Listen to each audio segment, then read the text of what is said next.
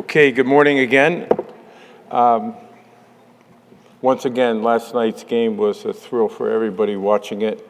I'll let Coach and Patrick tell you about whether it was a thrill playing in it and coaching in it. But it really was an extraordinary performance, really, by both teams. And as I said last night, reflective of our 2022 season. Incredible competition all year, and the Super Bowl was every bit of that and reflective of that great season. So congratulations to the Chiefs and their fans. Coach Reid has put himself in the highest regard. He always was, but now with 2 Super Bowl victories and a clear future Hall of Famer, hopefully that'll be a few years off because I want Coach to continue to stay in coaching. But what a wonderful job he's done, and couldn't happen to a better man. So, Coach, come on up and get your trophy one more time.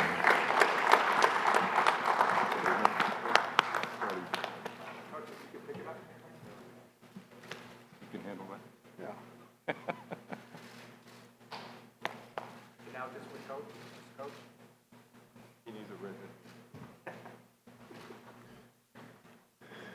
Well, listen, it never gets old standing right here. This is a great tribute to the National Football League, a great tribute to the Kansas City Chiefs. That game last night was a heck of a game.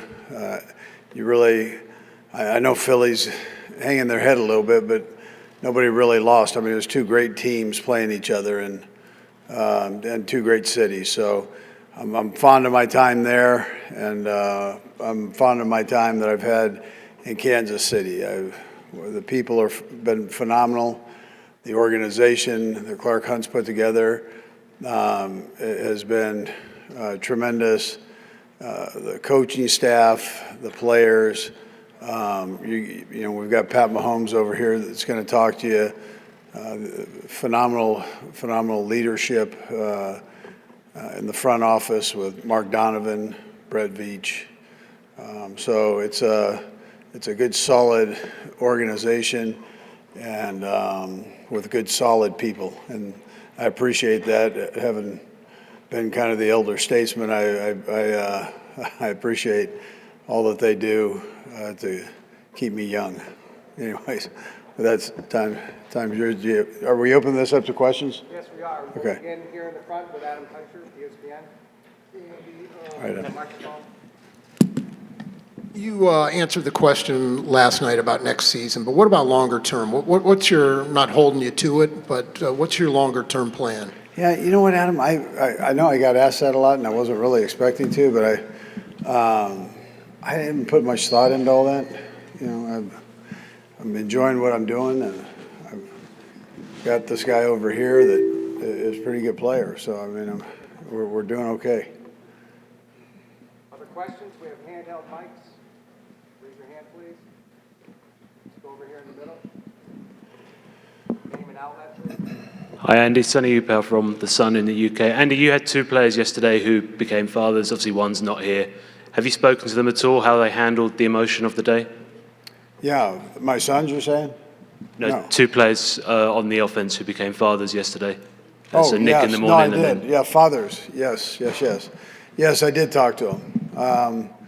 They're very happy, and congratulations to them and their girls there. Yeah. Question in the back. Herbie. Good morning, Coach. I'm going to stand up for you since you told me to stand up yesterday. All right, Herbie. How much transition, I mean, obviously you're going to transition to the business side of football here after you get back to Kansas City, but how much transition are you anticipating with your coaching staff, maybe Eric Bieniemy moving on? Yeah, I mean, listen, Eric Bieniemy's been tremendous for us, and I think is tremendous for the National Football League, and I'm hoping he has an opportunity to go somewhere and you know, do his thing where he can run the show and be Eric Bieniemy. And then after that, I don't know. I mean, I don't know who is going to go. I always wish our guys the best of luck and opportunity. That's what all of them deserve. They work hard, and if they can get a promotion somewhere that I can't give them, more power to them. We'll go with a couple more. Mitchell Brock.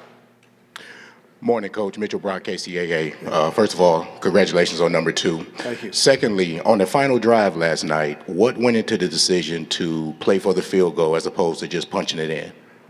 Yeah, so we term that church mode, and Patrick relays that. We relay it to Patrick. Patrick relays it to the huddle.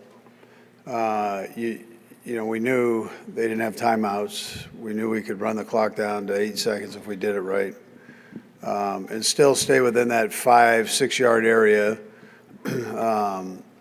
where your field goal percentages are 99%, and we've got a good field goal kicker. So, and then you don't really give them much of an opportunity to get the ball back. So we practice this. We practice it every Friday. You don't get to use it very often, but on the biggest stage, we were able to use that, yeah. Okay, we have one more question. We'll go back to Adam from the ESPN. Andy, it seems like you enjoy the grind of your job, for better or for worse, more than you ever have. The X's and O's, the dealing with young men. Is that true? Do you feel that way, and why or why not? Yeah, well, I do enjoy that part of it. That's the fun part of it.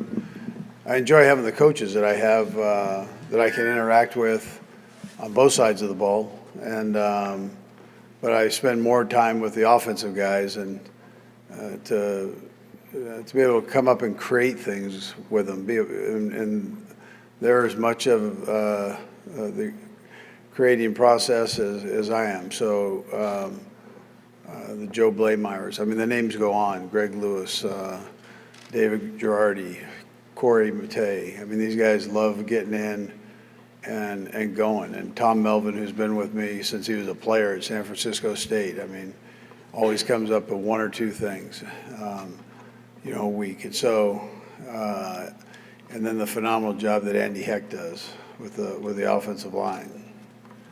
And if I'm missing somebody, it's a great group of young guys, and they're smart, and I enjoy being around them. Okay, thank you, Coach. Thank you.